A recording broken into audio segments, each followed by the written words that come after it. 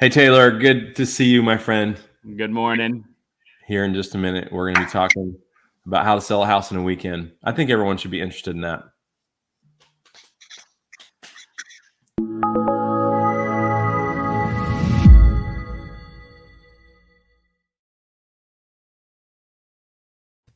Welcome, everyone, to the Real Investing Show.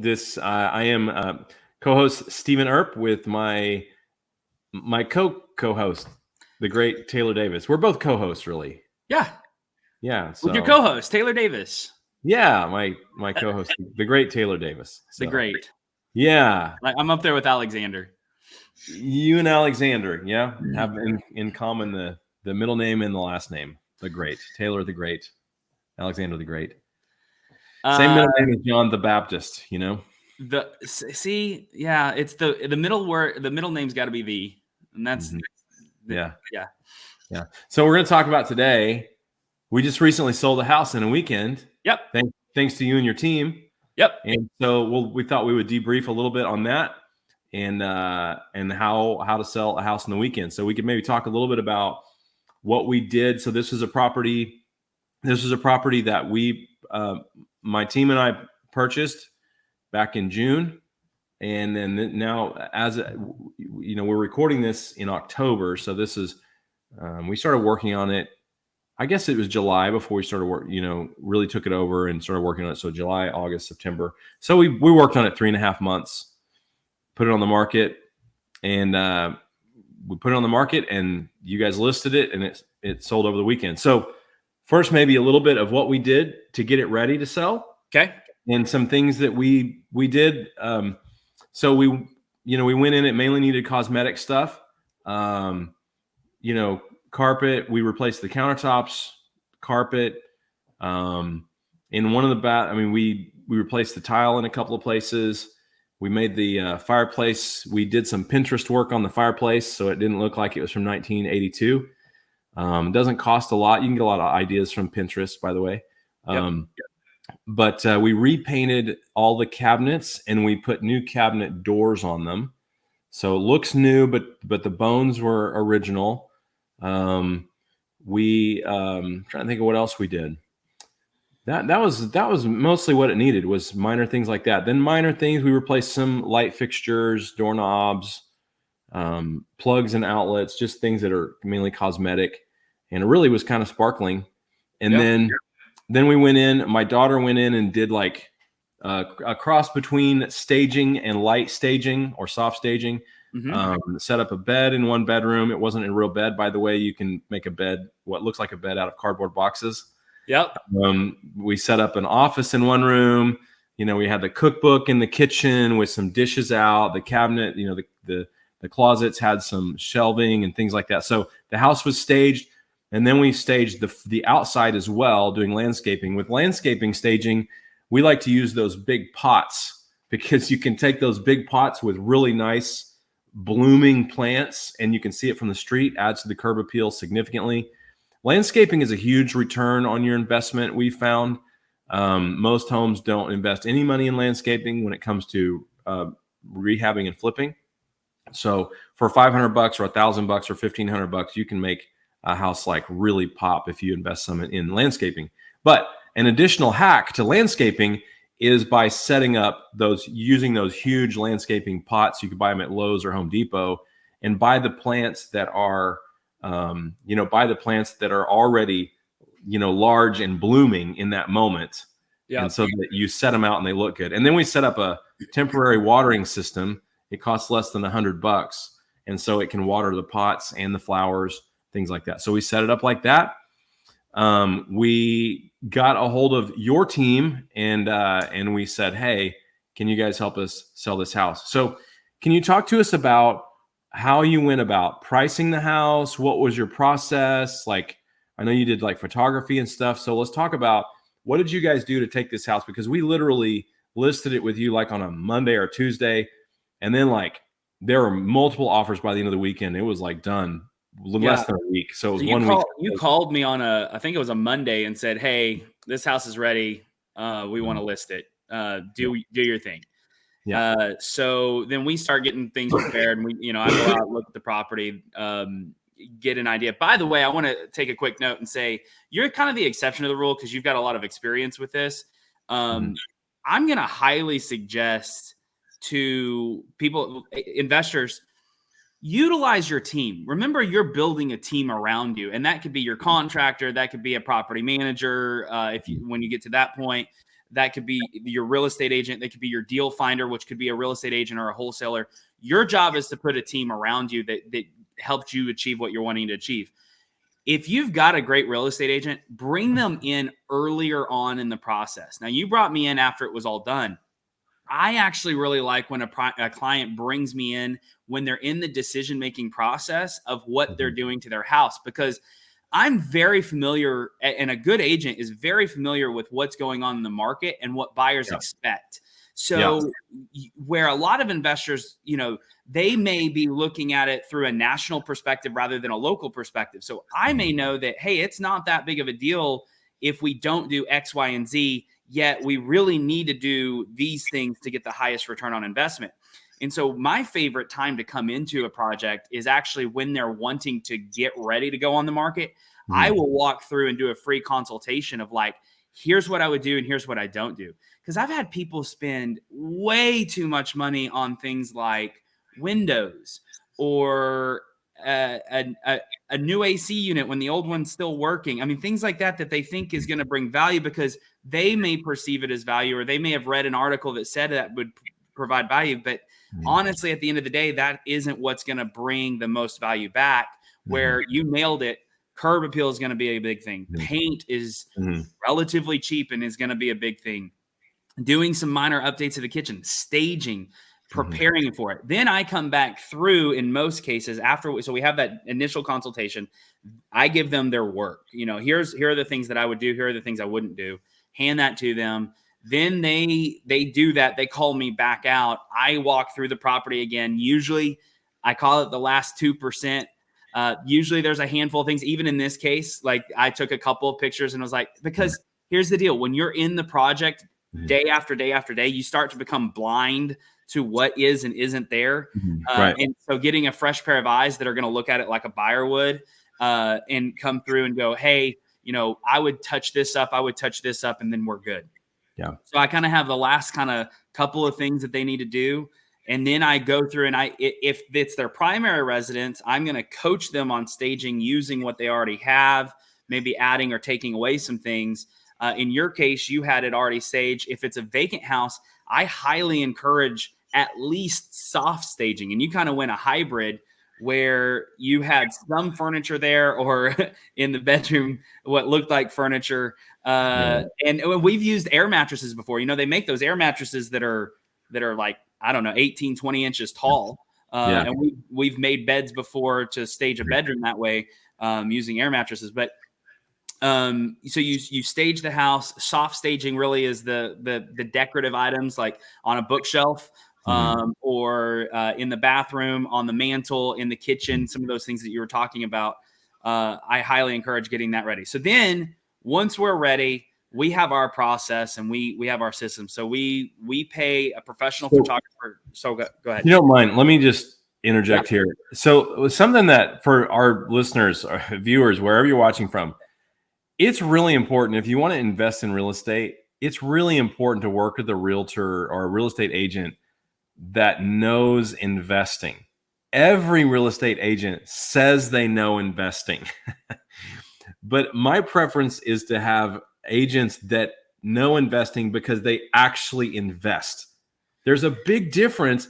Every licensed agent will tell you, oh yeah, we can help you with that. Oh yeah, we know about the market. We have the license. But listen, there is a whole nother level of knowledge when you take your own money, tens of thousands, hundreds of thousands, or more, millions of dollars, and invest your own money in real estate, and you're learning that way. Experiential learning is entirely different than just reading about it in the book. So my suggestion to you is find an agent that is actively investing in real estate himself or herself.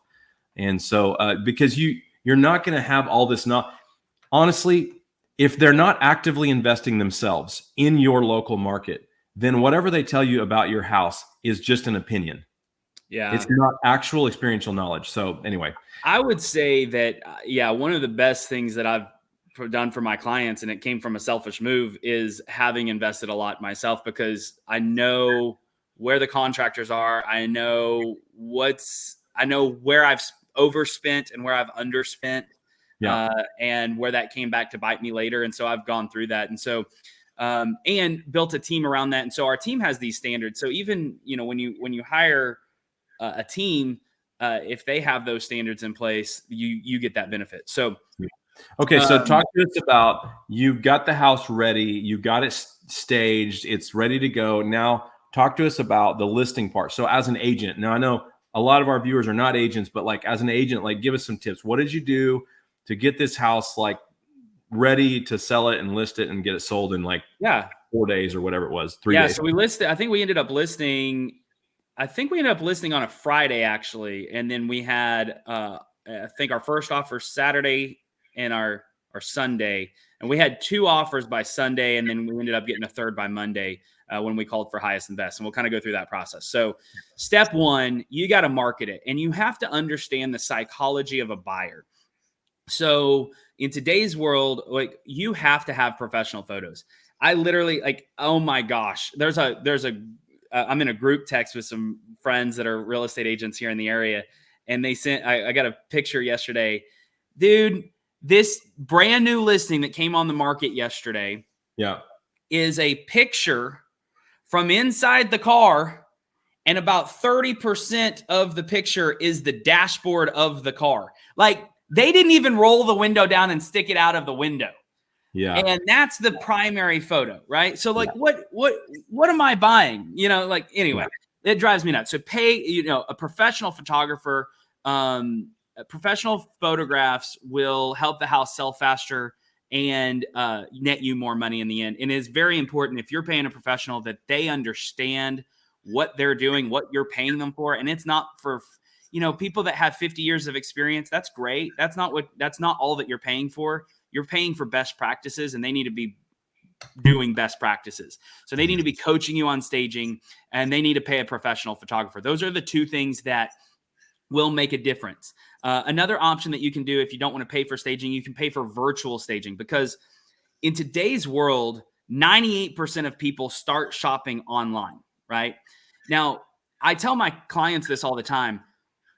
My job is not to sell your home online. That's rarely going to be the case. I mean, we've done it maybe 5 times this year where somebody bought a house sight unseen.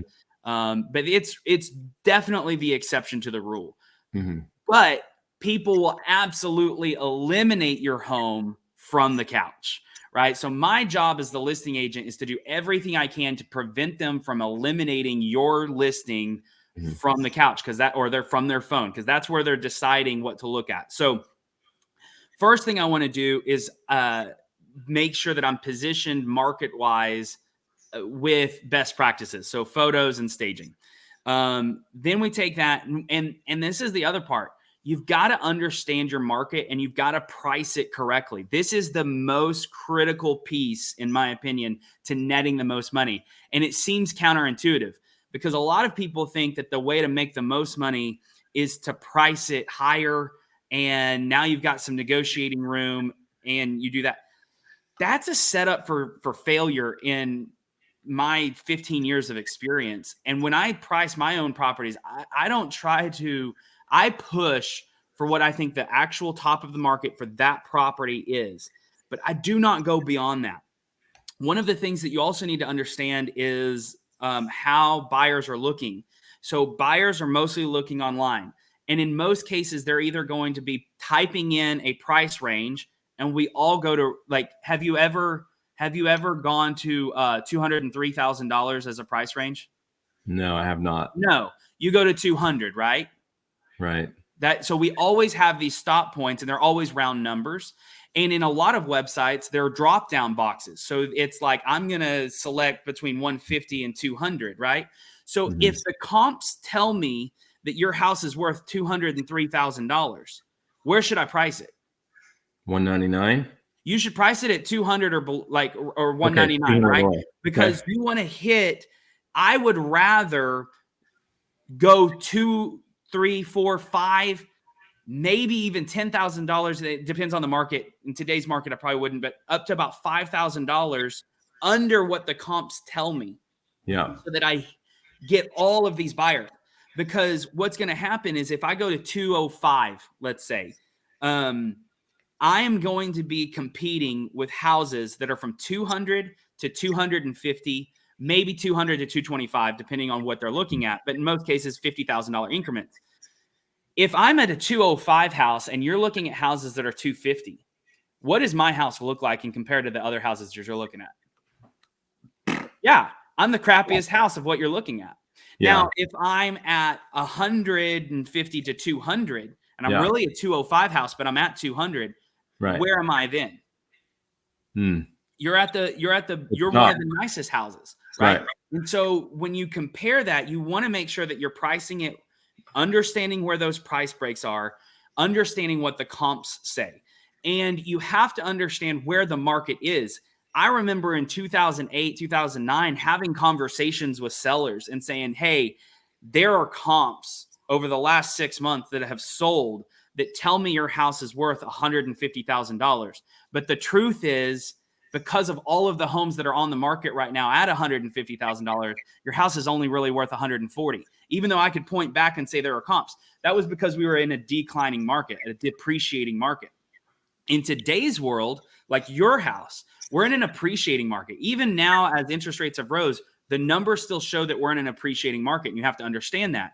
So while the comps in your immediate area and at the front of the neighborhood really put it at like 175 to maybe 185, and that would be a stretch. When you look at what's available on the market, which is how a buyer views properties, they don't care what they could have bought a home for 6 months ago or what things sold for 6 months ago. They care about what can they get right now that's the best value for them based off their needs. Okay, so what you're saying is when you're pricing a house to sell it as an agent, you want to look not just at the comparable sales, because the comparable sales could be 3 months ago, 6 months ago. You want to search for what a buyer would look for in order to see this property. And see how this specific property is positioned amongst the houses. Compared to the ones that are available right now. Yes. Because the buyer is not going to be looking at houses that were sold 6 months ago and comparing them to your house. No. The buyer is going to be looking at houses available today and comparing them to your house. 100%. That's really insightful. Did you learn that? Like, is that common among agents, or is that something you just learned over experience? I think it's common among best practices. When you really follow people that do best practices, they do this. So I have to sell a house twice in most cases. So I have to sell it to the buyer, and then I have to sell it to the bank, because almost everyone's getting a loan, right? Yeah. Now, the 6 month comps, which a lot of people, most agents just look at that. That's selling it to the bank, right? That's how an appraiser is going to look at it. And we have to take that into consideration. And if you recall, when I brought you the offers and we talked about it, we had a conversation around, hey, we got this part under contract. We got it under contract. Now the next hurdle, the most that I'm concerned about, is the appraisal. And we'll take that one piece at a time. And there are ways to make good arguments to an appraiser. When you are listing it, you are selling it for the first time. That's to the buyer. And you have to position yourself to where this is the best value to that buyer. So the buyer that would be looking at your home, what are they concerned about? Well, they're probably concerned about the school district. That's we want to look at that school district. They probably are looking in this area. So we want to take a radius around the area. Right. They're looking at price, right? So we knew that this was going to fall between 150 and 200. So I went 150 to 200 to see what is available out there. And in my opinion, we were able to list this, and we listed at 189.9. So we were actually able to list it for more than what you thought. Because and actually more than what the sold comps told us to list it at. The sold comps told us closer to 180. But we can pull different comps to justify that.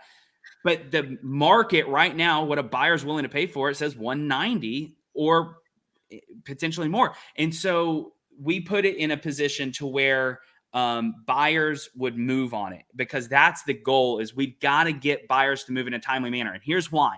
This is so very important. If you hear one thing, hear this. We make decisions based in emotion. We like to think that we're logical. We rational logically, but literally the part of our brain that allows us to make a decision is the emotional part of our brain. Right. Okay, when you understand that, and you understand that the most important emotion to our brain is fear, we make the most decisions out of fear. So what happens when a house has been on the market? Let's say the average days on market's 2 to 4 weeks, and this house has been on the market for 3 months. What, as a buyer, what's the first thing you ask? What's wrong with this house? If no one else wants it, why would I want it? Right. That's a fear-based question, correct? Mm-hmm. You're not saying, oh, look, here's an opportunity. You're saying there's fear here. And the reason you're saying that is every other buyer out there has decided against this house. Okay. What do they know that I don't know? Right. And so that taps into this fear of making a bad decision. Now, let's flip it. Let's put it on the market. Let's get several showings in there. Now, what are they afraid of? Someone else is going to buy this bad boy. I got to buy Fear it. of missing out. So you have to understand the way buyers work psychologically and go, okay, we're going to tap into a fear one way or another. Which fear do we want to tap into? We want to tap into the fear of missing out. So we want to make it feel like there's competition and there are other people that are interested in this. And I don't manufacture that, but I price it accordingly and I market it appropriately so that we actually generate some interest. And then once we get the first offer, we go through and we call everyone that's shown the property and we go, hey, we've got an offer on this. Before we accept it and move on, and this is gone, did you want to make an offer? And so through doing that, now then we get another offer. And the second we get multiple offers, we're in the winning seat. And here's why. Because at that point, so on Sunday, we got our second offer. At that point, we knew that the best thing to do, and in most cases, I go and I present this and I go, hey, Mr. and Mrs. Seller, what would you like to do? Here's my advice. You and I have a trust. You literally called me on Monday and said, do whatever you want. Just bring me in. Price it how you need to sell it. Give me as much money as you can. Yeah. Right. So I'm like, hey, we got these offers. Here you go. Yet we're going to go multiple offers. So we go into a multiple offer procedure. And that's where we say, hey, we've got multiple offers. Everybody come back with your highest and best by this time and this date. And by doing that, we not only were able to get an offer up fairly significantly, I think $8,000, if I remember correctly. So they jumped up another $8,000. In addition to that, we were able to get another offer. It bought us a little bit more time to get another offer. So then we were able to look through and go, hey, what's the best offer? And that's how we were able to get you above asking price for your property and net you to make money. Oh, and it was only on the market for 2 days. It was really on the market for the weekend. I mean, it's listed on By Friday. the way, that's another strategy. We only list on Thursdays or Fridays. Statistically speaking, those are the best days to list. And it's shifted a little bit with the market, but because you want the fewest amount of days on market before your offer. So you want the most amount of people to come in. So my favorite, we may do a coming soon strategy where we're advertising it. Hey, it's going to be coming up soon. And then on Friday, we actually launch the listing. And on Sunday, we have an open house. And then we're saying, hey, we got multiple offers on Monday. That is the goal, especially in today's market, and it's super achievable. Yeah, that's awesome. I love it. So thanks. Well, first of all, just officially, thanks for selling the house we were wanting to sell for more than the asking price and selling it in 2 days. At a time when the interest rates have doubled within the last 6 to 9 months. Real quick, in today's market, I've seen some people that are like agents will be like, oh, this is only on the market for 4 hours. You left money on the table if that's the case. So don't sell it too quickly either. Like there is a sweet spot. If you sell it immediately, you want to try to drag that out as long as you can to make sure every buyer is able to make an offer, you're able to pick the best one. Yeah. So don't sell it in 4 hours. That's not really a win. And don't sell it in 4 months. That's not a win either. You really ideally you want that 2-3 days is ideal. Less than 10 days, that's your window in today's market. Love it. So, well, Taylor, thanks for being awesome. Thanks for selling my house. And all of you guys who are watching, thanks for watching The Real Investing Show. Keep following us, watching, like, comment, and share. Reach out to us at therealinvestingshow.com. You can contact me. You can contact Taylor, and we look forward to answering your questions. Hey, since this was a real estate realtor side of things, for anybody that's in the Oklahoma City metro area, or if you want to be connected to a great real estate agent in your area, I have a network of other top performing investor friendly realtors, and I can connect you. Our bydavis.com, bydavis.com, and we can take care of you. I love it. And they're the ones that sell our houses. So I recommend highly. Thank you. Blessing. Thanks for watching, guys.